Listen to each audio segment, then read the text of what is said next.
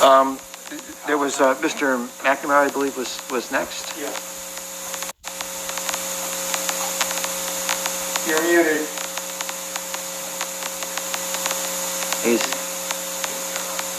He doesn't know he's muted. Okay. I can't unmute. Oh. Let's go to Vanessa then. I got you. Here's Colin. Hi, Colin McNamara, 47 Grandview Street. Happy Groundhog Day. I guess Chuckle saw his shadow, which might mean 6 more weeks to flatten the curve. I'm not really sure how it works out. Lamont seems to be waffling on his COVID policies in the last few days. And I would like to echo what Kay said, that it's time that we start to make a change. I went to the coffee shop yesterday, and I ran into Secretary Patterson, which was great. And I got to see her beautiful face. She was in the coffee shop and just free breathing, and it was fantastic. And she had this very snappy suit on. I thought the outfit was wonderful.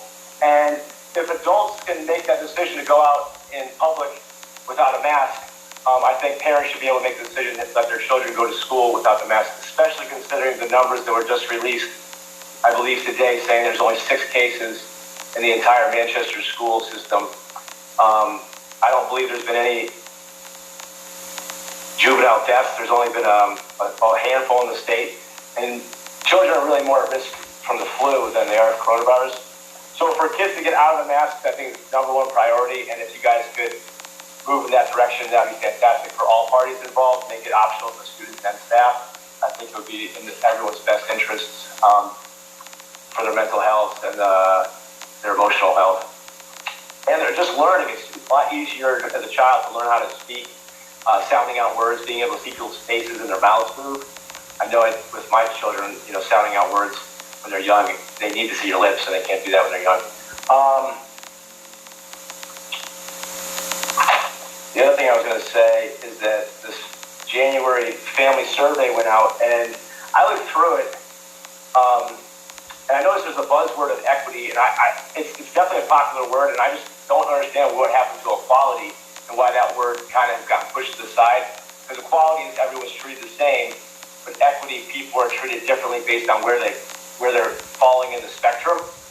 So I saw a video that Kamala Harris talking about the difference between equity and equality, and she was explaining that equality, everyone gets the same treatment, but equity, people start off in different places, so we need to facilitate giving them more.